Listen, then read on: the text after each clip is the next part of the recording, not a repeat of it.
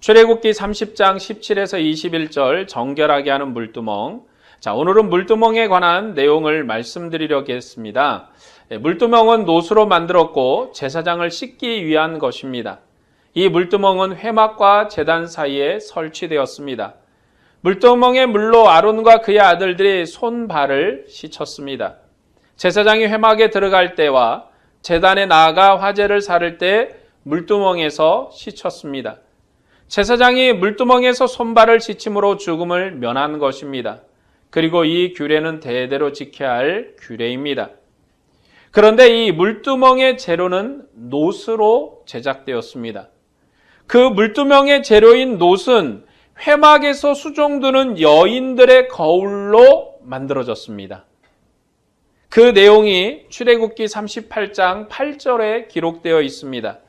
그가 노수로 물두멍을 만들고 그 받침도 노수로 하였으니 곧 회막문에서 수종드는 여인들의 거울로 만들었더라. 성막의 노제산을 만들 때는 그 재료가 누구의 것에서 왔는지 말한 적이 없습니다. 그런데 물두멍은 회막문에 수종드는 여인들의 거울로 만들었다고 그 재료의 출처를 기록합니다. 그것은 물두멍의 특성과 성소에서 수종드는 여인들의 거울과 그 의미가 연결되어 있기 때문입니다. 회막문에서 수종드는 여인들의 거울은 여인들을 정결하게 하는 거울입니다. 회막문에서 수종드는 여인들은 이스라엘의 장자처럼 성소에 들여진 여인들입니다. 그들은 성전에서 봉사하는 여인으로 거룩함과 성결로 봉사했습니다. 그래서 그들이 사용한 거울도 여인들의 치장을 위한 거울이 아니라 정결을 위한 거울입니다. 자신의 얼굴을 보고 이쁘게 화장하여서 예쁨을 뽐내려는 거울이 아닙니다. 그 거울은 자신을 비춰서 자신이 성전에 가서 봉사하기에 부족함이 없는지를 살피는 거울인 것입니다.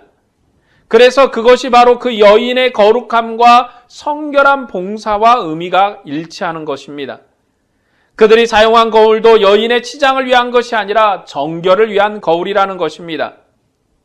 왜냐하면 성소는 정결하고 거룩한 곳이기 때문입니다.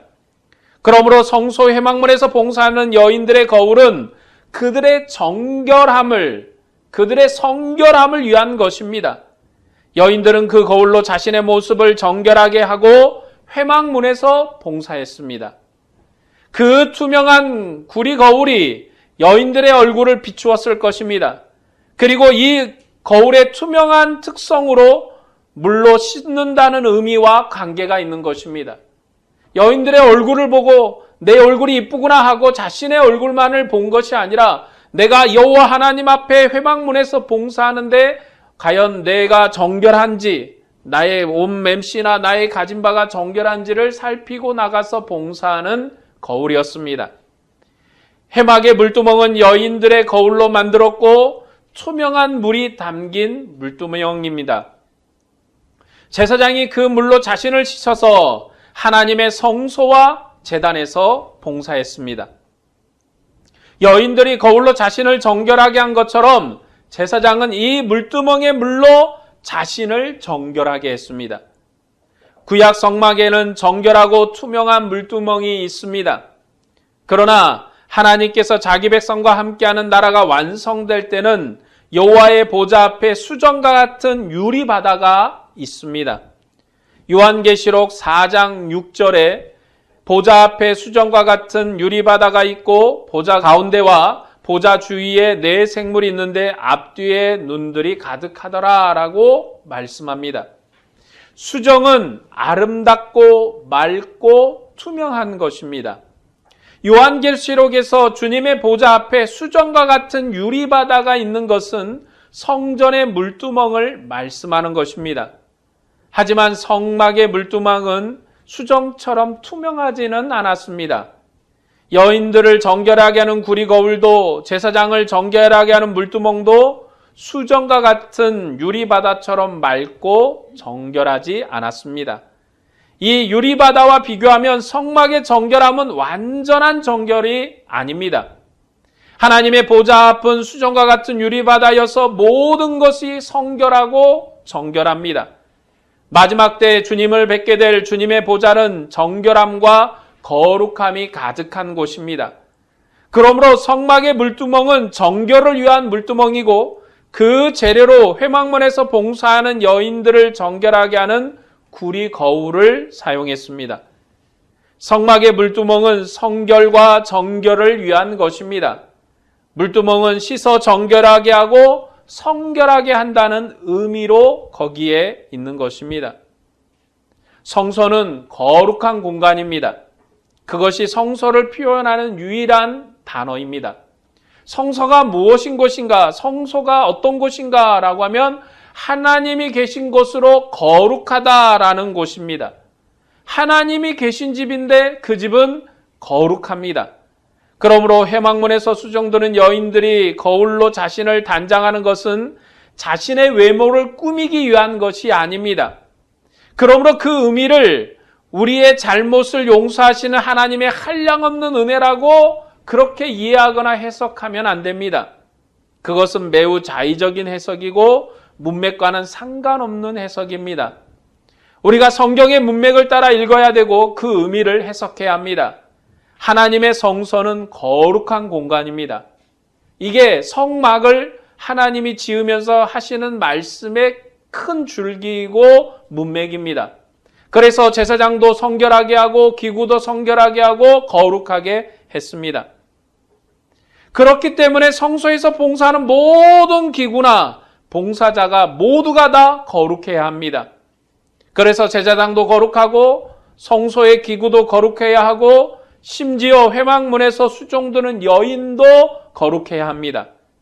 그러므로 그 여인들이 사용한 구리거울도 여인들을 단장하는 것이 아니라 성전 봉사를 위한 것입니다. 그 거울로 자신을 거룩하게 함으로 회막문에서 봉사하는 것입니다. 우리가 성경을 해석할 때 우리식으로 해석하여 이해하면 안 됩니다. 우리의 생각대로 우리의 경험대로 이해하면 안 됩니다. 왜냐하면 하나님의 말씀은 우리의 경험에 비추어서 해석되는 성경이 아니기 때문에 그렇습니다. 하나님의 말씀은 그 문맥이 있고 그 상황이 있고 그 시대적 감각이 있는 것입니다. 그렇기 때문에 성경은 문맥을 따라가야 합니다. 그래서 출애굽기 문맥에서 성전은 거룩한 공간이고 그곳에서 봉사하는 자나 기구까지도 거룩해야 한다는 것이 문맥입니다. 그러니까 그 문맥을 따라서 본문을 이해하면 왜 성전에 여인들의 거울을 썼는가? 물두멍을 만들 때 여인들을 성결하게 하는 거울을 썼는가? 바로 제사장의 성결과 연결되는 것입니다. 그런데 물두멍은 그 크기가 정해져 있지 않습니다. 물두멍은 성경 어디에도 그 크기를 얘기하지 않았습니다. 성전 기구들은 그 크기와 규모를 하나님이 말씀해 주셨습니다. 그런데 물두멍의 크기나 규모는 말씀하지 않습니다. 성경이 말씀하지 않기 때문에 그 크기가 얼마인지 알 수 없는 것입니다. 물두멍의 크기를 마음대로 할 수 있다는 것이고 그래서 그것을 한량없는 하나님의 은혜라고 해석하면 또 안 되는 겁니다. 물두멍의 크기는 만드는 사람 마음대로인 거죠. 아마 만드는 사람 마음대로이라기보다는 성전에서 봉사하는 회막문에서 봉사하는 여인들의 구리거울을 가져왔으니 그 양이 얼마나 되겠습니까? 크기를 알 수 없도록 그 규모가 마음대로 크게 만들어도 되고 작게 만들어도 되고 아마 크게 만들었을 것이라고 생각을 하고 하나님의 은혜에 한량 없음입니다 라고 생각하면 안 되는 거죠. 크기를 말씀하지 않았다고 그것을 하나님의 한량없는 은혜라고 해석하는 것은 무리가 있습니다. 그 크기를 말씀하지 않았다고 억지로 해석할 필요가 없는 것입니다. 이 문맥에서는 물두멍의 의미만을 이야기하면 됩니다. 그것이 얼마나 크냐 하는 것은 문맥과 상관이 없기 때문입니다. 물두멍의 크기를 말씀하지 않았기 때문에 생각하는 것보다 작게 만들어졌을 수도 있습니다. 그 크기를 말씀하지 않았기 때문에 그 크기가 작을 수도 있고 클 수도 있습니다. 그게 얼마의 사이즈였는지 아무도 모릅니다. 그러니까 그 크기가 작든지 크든지 제사장을 정결하게 해서 죽음을 면하게 하는 그 기능에는 아무런 문제가 없는 것입니다. 크다고 죄를 더 많이 용서하는 것도 아니고 작다고 제사장을 성결하게 못하는 것도 아니라는 것입니다. 이것은 제사장의 성결을 위한 것입니다. 크기가 크든 작든 그 역할을 잘 하는 것입니다. 본문에서 강조하는 것은 물로 씻어 죽음을 면하라는 것입니다. 제사장은 성소에 나갈 때나 제단에 나갈 때 손발을 씻어서 죽음을 면해야 합니다. 그것이 오늘 본문이 유일하게 강조하는 것입니다. 그래서 물두멍의 크기는 중요하지 않습니다. 제사장이 성소에서 성결하게 봉사하기 위해서는 이 물두멍의 물로 씻어야 한다는 것이 중요합니다. 그들이 씻지 않으면 죽는다는 것이 중요합니다. 그러니까 성소의 재료가 무엇이냐, 그것이 얼마나 크냐 작냐는 것은 중요한 게 아닌 것입니다. 출애굽기의 성막은 언약 체결로 주신 하나님의 집입니다. 그래서 그곳은 거룩한 곳이고 그곳에 있는 모든 것이 거룩해야 된다는 것이 중요합니다. 하나님의 성소는 휘장으로 가려졌을 뿐만 아니라 씻어야지만 봉사할 수 있는 곳입니다. 제사장은 성소에 들어갈 때 반드시 씻어 정결해야 봉사할 수 있습니다. 그것이 본문이 강조하는 것입니다. 씻어야 한다는 겁니다. 반복되는 씻임을 해야 된다는 것입니다. 그래서 이보다 더 나가는 해석은 적절하지 않습니다. 이스라엘 백성은 여호와께 속한 장자로 구속되었습니다. 그리고 이스라엘 백성을 대신해서 제사장이 성소와 제단에 나가서 여호와께 봉사했습니다. 그러나 회막에서 봉사하는 제사장이라 할지라도 성소에 나갈 때나 제단에서 화제를 드릴 때 반드시 물로 씻어서 정결하게 해야 합니다. 그 반복되는 씻음으로 그들의 죽음을 면하는 것입니다. 구약의 제사장은 반복되는 씻음으로 봉사하는 직분입니다. 그들이 반복해서 씻지 않으면 부정해서 죽는 것입니다. 제사장은 대대로 그렇게 씻어야 합니다. 지금 이 아론과 그의 아들의 제사장 때만 씻는 것이 아니라 그의 후손들도 이어지는 모든 자손들이 하나님의 얼굴을 보려면 씻어야 하는 것입니다. 제사장으로 임될 때 분명히 목욕을 했습니다. 그리고 하나님의 드려진 제물의 피로 성결하게 하였고 거룩하게 했습니다. 그런데도 반복해서 씻어야 합니다. 한 번 목욕한 것으로 끝나는 것이 아니라 반복해서 씻어서 하나님께 봉사할 수 있는 것입니다. 제사장이 백성을 대표해서 성소에서 봉사했고 피로 정결하게 됐지만 성소나 제단에 나갈 때 반드시 씻어야 합니다. 그것이 구약의 한계입니다. 구약의 관계는 부정하다라는 것이 기초로 되어 있습니다. 그러니까 구약에서 하나님과 이스라엘 백성의 관계는 부정하다라는 게 기본입니다. 부정한 자를 거룩하게 했습니다. 부정한 자를 성결하게 했습니다. 그런데 그 부정한 자를 성결하게 하고 거룩하게 한 것은 한계가 있고 제약이 있습니다. 영원히 성결해진 것도 아니요, 영원히 정결해진 게 아닙니다. 그래서 반복되는 씻음을 해야 됩니다. 반복해서 씻어야 합니다. 그래서 제사장도 성소와 제단에 나갈 때 씻어야 하고 씻지 않으면 어떻게 됩니까? 죽는 것입니다. 그 죽음은 부정하다는 것을 강조하는 죽음입니다. 왜 죽습니까? 부정하기 때문에. 부정한 자가 씻지 않았기 때문에 죽는 것입니다. 그래서 씻어서 정결하게 해야 합니다. 그러므로 구약의 관계는 부정하다라는 게 기초입니다. 그럼 신약의 관계는 뭡니까? 온전하다, 온전히 거룩하다라는 것이 기초입니다. 여러분, 우리의 신약의 관계는 하나님이 우리를 만나시는 관계는 예수 그리스도의 보혈로 우리를 깨끗하게 씻었기 때문에 완전한 씻임이 일어난 것입니다. 짐승의 피로 씻은 것이 아니라 하나님의 아들의 피로 우리를 씻었습니다. 그리고 하나님의 아들로 구원될 때 교회가 세례해서 완전히 성결하고 거룩하게 씻었습니다. 그렇기 때문에 우리의 출발점은 거룩하고 온전함에서 출발하는 것입니다. 우리가 완전한 관계로 하나님을 대면함으로 만나는 것입니다. 그래서 하나님과 우리 사이에는 막힌 담이 없습니다. 하나님과 우리 사이에는 막힌 휘장도 없습니다. 하나님과 우리의 사이는 막힌 관계가 없습니다. 하나님이 내 안에, 내가 하나님에 있는 관계로 온전한 것입니다. 그래서 구약은 부정이 기본이고 신약은 온전함이 기본입니다. 그래서 신약교회에 우리가 예배드리러 나올 때 우리가 얼마나 부정함을 떨어낼 것인가를 우리는 하나님으로부터 그러한 제도를 받은 적이 없습니다. 예배드리러 나올 때 여러분의 몸에 목욕을 안 했으면 부정합니다. 여러분의 몸에 어떠한 질병이 생겼으면 부정합니다. 여러분의 몸에 무엇인가 있으면 부정합니다. 라고 해서 그 부정을 덜어내야지만이 하나님을 만날 수 있는 것이 아니라는 것입니다. 여러분이 어젯밤에 무엇을 했든, 그리고 며칠 전에 무엇을 했던, 여러분의 몸에 어떤 상처가 있든 어떤 질병이 있든 무엇이 있든 아무 상관이 없습니다. 하나님 앞에 온전함으로 나와서 주님의 얼굴을 뵙는 것은 하나님과 우리의 관계가 온전함을 기초로 하기 때문에 그렇습니다. 그러나 구약의 제사장은 아침 저녁으로 씻었습니다. 아침 저녁으로 번제를 드렸고 아침 저녁으로 향을 살랐기 때문에 매일 아침 저녁으로 씻어야 합니다. 그 씻음으로 그들이 죽음을 이겼기 때문에 그것이 은혜이면서도 반복되는 씻음은 구약의 은혜의 한계입니다. 매일 아침 씻는 것, 그것이 하나님이 주신 거룩함의 은혜입니다. 씻어서라도 하나님의 얼굴을 뵐 수 있는 것입니다.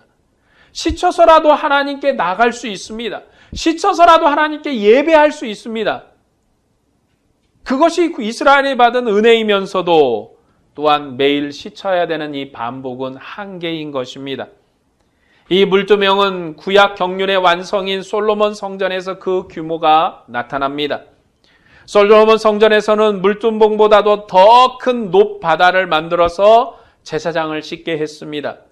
그리고 노수로 물두멍 열을 이동식으로 만들어서 번제물을 씻었습니다.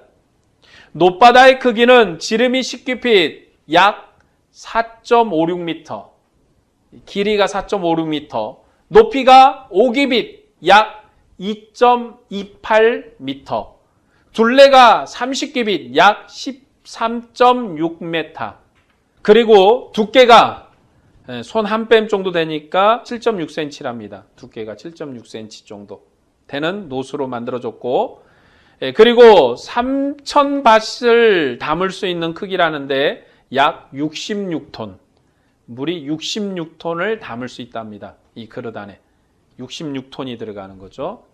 물두멍은 지름이 1.8m고 용량은 880리터를 담을 수 있습니다. 그리고 이 물두멍을 10개를 만들어서 성전 좌우에 두었습니다. 솔로몬 성전에서 큰 높바다가 있고 물두멍이 10개나 있습니다. 솔로몬 성전에서 높바다와 물두멍이 10개나 있었다는 것은 번제물과 봉사하는 제사장도 그만큼 많았다는 것입니다. 그래서 솔로몬 성전은 은혜가 확대된 성전입니다. 제물의 양도 많고 봉사하는 제사장도 많기 때문에 그 모든 것을 정결하게 하기 위해서는 물도 많아야 했습니다. 그것이 은혜의 풍성함입니다. 솔로몬 성전은 하나님의 은혜가 확대된 성전이지만 마지막에 완성될 하늘 성전과 비교하면 초라한 성전이기도 합니다. 하나님의 보좌 앞에는 수정 같은 유리바다가 있습니다. 그리고 그 거룩함은 솔로몬 성전의 높바다와 비교할 수 없을 만큼 거룩합니다. 그 유리바다가 물두멍의 완성입니다. 모세 성막에는 한 개의 물두멍으로 제사장을 정결하게 했지만 솔로몬의 성전에는 대형 높바다로 제사장을 정결하게 했습니다. 그러나 마지막 하나님 보좌에 있는 물두멍은 수정처럼 맑고 깨끗한 유리바다로 온전히 정결한 바다입니다. 출애굽기 문맥에서 물두멍은 씻지 않으면 죽는다는 것입니다. 제사장이 성소와 제단에서 봉사하기 위해서는 반드시 씻어야 됩니다. 그리고 반복해서 씻어야 합니다. 만일 그들이 씻지 않으면 죽는 것입니다. 물두멍은 씻어 정결하게 하는 은혜이지만 반복적으로 씻어서 그들의 정결함을 유지하지 않으면 죽는다는 것은 원수의 간격이 함께 있는 것입니다. 은혜와 원수된 사망이 함께 있습니다. 이 물두멍에는 은혜도 있고 사망도 있는 것입니다. 하나님의 은혜로 씻어서 깨끗함을 받으면 하나님의 은혜로 하나님의 얼굴을 볼 수 있습니다. 그러나 씻지 않으면 사망이라는 원수를 만나게 될 것입니다. 사망의 원수를 만날 것입니다. 그래서 여기에는 은혜도 있고 원수도 함께 있는 것입니다. 그것이 구약시대 하나님의 은혜이면서도 구약의 한계입니다. 사망과 은혜가 함께 존재합니다. 은혜와 사망이 함께 존재하는 것이 구약의 은혜이면서도 한계인 것입니다. 그리고 이 한계를 예수 그리스도께서 완성하셨습니다. 요한복음 13장 3에서 7절 말씀입니다. 저녁 먹는 중 예수는 아버지께서 모든 것을 자기 손에 맡기신 것과 또 자기가 하나님께로부터 오셨다가 하나님께로 돌아가실 것을 아시고 저녁 잡수시던 자리에서 일어나 겉옷을 벗고 수건을 가져다가 허리에 두르고 대야에 물을 떠서 제자들의 발을 씻기고 그 두르신 수건으로 닦기를 시작하여 시몬 베드로에게 이르시니 베드로가 이르되 주여 주께서 내 발을 씻으시나이까? 예수께서 대답하여 이르시되 내가 하는 것을 내가 지금은 알지 못하나 이후에는 알리라.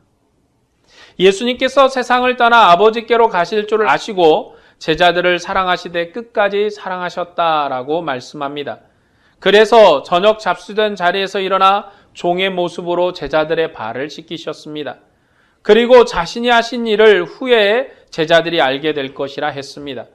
그때가 오면 제자들도 종의 모습으로 그들을 씻어 주님의 상에 앉게 하신 하나님의 아들을 본받게 될 것입니다. 그리고 서로 발을 씻는 봉사는 그들이 그리스도께 속한 자임을 세상에 증거하는 것입니다. 그리스도께서 그의 죽으심으로 죄의 권세로부터 자기의 백성을 온전히 씻기셨습니다.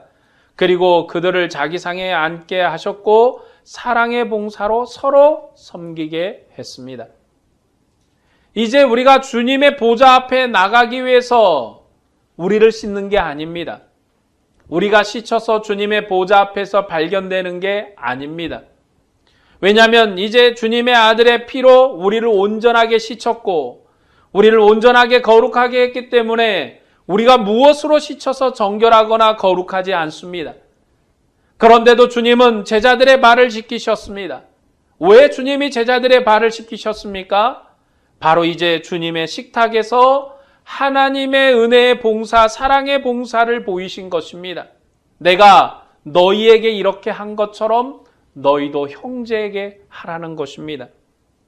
이게 하나님 앞에 우리가 이제 발견되는 새로운 제도입니다. 구약에선 물두멍에서 씻김을 받아서 하나님의 제단에 나가 또 하나님의 성소에 나가 하나님을 섬기고 하나님을 경배하는 은혜의 것이 나타날 수 있었습니다. 그러나 오늘 신약의 교회는 우리가 서로를 씻는 것입니다. 이렇게 명령했으니까 여러분 대야를 갖다 놓고 여러분의 발을 지금 씻으라는 게 아닙니다. 백날, 첫날, 만날을 그 다른 사람의 발을 씻어준다고 되는 게 아닙니다. 세족식을 하고 거룩하게 하고 보기에는 아주 좋은 이벤트고 보기에는 되게 아름다워 보이지만 진짜 중요한 게 뭡니까? 마음으로부터 사랑하는 것입니다. 사랑함이 없이 세족식만 한다고 해서 그것이 사랑이 드러나는 게 아닙니다. 요한복음은 그 구조가 성소에 관련된 언어 구조로 되어 있고 언어는 제사장 언어를 사용했습니다. 그래서 주님께서 아버지께로 가실 때가 될 줄 아시고 제자들을 사랑하시되 끝까지 사랑하셨다고 말씀합니다. 그 사랑은 제자들을 자기 상에 앉게 하는 사랑입니다. 하나님의 식탁에 앉혀서 함께 이 자리에서 먹고 마시는 것입니다.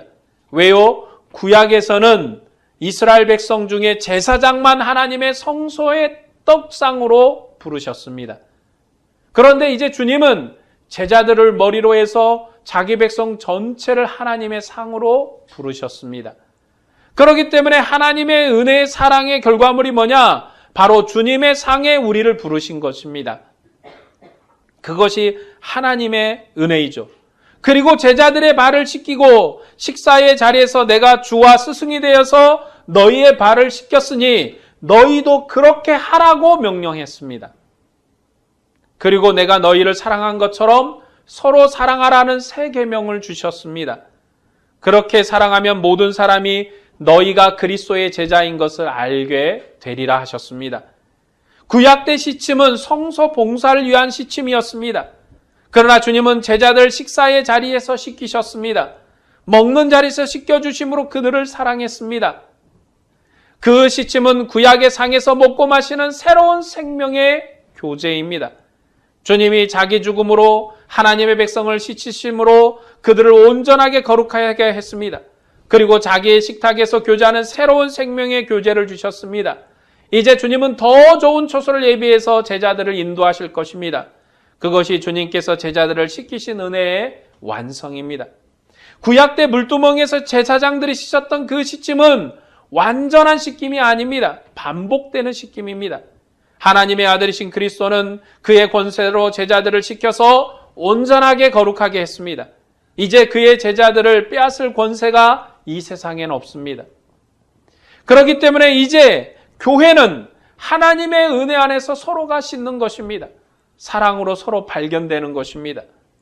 교회는 주님의 신령한 성소입니다. 우리가 주님의 사랑을 실천해야 합니다. 주님께서 우리를 사랑하신 그 사랑으로 형제를 씻어주어야 합니다. 형제 자매가 주님의 상에서 먹고 마시는 신령한 제사장의 봉사를 감당할 수 있도록 서로가 사랑으로 수고해야 합니다. 우리가 서로 사랑하고 또 용서하고 서로를 씻으면 그 형제는 주님의 제사장으로 봉사할 것입니다. 여러분이 형제를 용서해주고 형제를 사랑해주면 저 사람, 내 형제는 주님 앞에 제사장으로 하나님의 식탁에 앉을 것이고 제사장으로 하나님의 식탁에서 예배할 것이고 제사장으로 하나님께 경배하며 하나님께 영광을 돌릴 것입니다. 여러분이 용서해 주시고 사랑해 주시고 품어주지 않으면 우리의 형제가 주님 앞에 설 수 없습니다. 그것이 주님께서 제자들을 시키신 사랑의 완성입니다. 그러나 교회도 죄가 있으면 신령한 교제로부터 제외되는 것입니다. 그것은 성찬의 자리에 참여하지 못하는 거죠.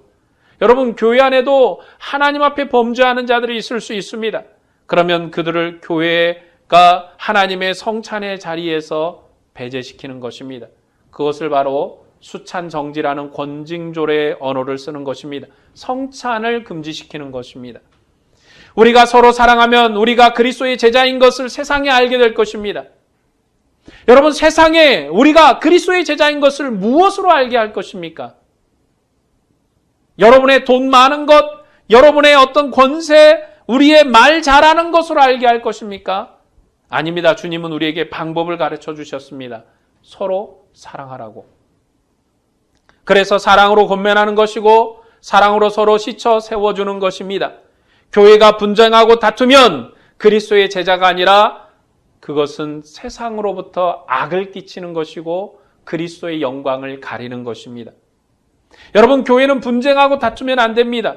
왜요? 우리가 그리스도의 제자인 것을 세상에 보일 수 없기 때문에 그렇습니다. 그러니까 서로 사랑하고 씻고 사랑으로 권면하는 것은 주님을 세상에 나타내는 것입니다. 우리가 성경의 권면을 비추어서 바른 믿음으로 살아야 합니다. 그리고 서로가 성경의 바른 빛을 비추어서 바른 믿음으로 살도록 권면해야 합니다. 우리가 서로 분쟁하고 싸우면 주님의 상에 앉기에 합당하지 않습니다. 교회의 능력은 서로 사랑하고 서로 씻어서 깨끗하게 하고 서로 화평하게 하는 것입니다. 그것은 성령의 열매이기도 합니다. 성령의 열매가 뭡니까? 서로 사랑하는 것이고 화평하는 것이고 온유하는 것이고 그리고 오래 참는 것입니다. 그 사랑은 허다한 죄로부터 교회를 구원할 것입니다. 이제 우리는 서로 씻어서 형제들이 주님의 상에 앉도록 해야 합니다. 그것이 성전 물두멍의 완성입니다. 주님께서 친히 종의 형상으로 수고하셨던 것처럼 자기 죽음으로 구원 역사를 완성하셨던 것처럼 우리도 사랑과 겸손으로 수고의 봉사를 해야 합니다. 서로가 서로에게 사랑의 빛이 되시기를 바랍니다. 서로가 사랑함으로 세상에 그리스도의 영광을 비추기를 바랍니다. 서로가 주님의 영광을 위해서 사랑의 수고를 다하시기를 바랍니다. 여러분 모두에게 주님의 은혜와 평강이 충만하기를 축원합니다. 기도하겠습니다.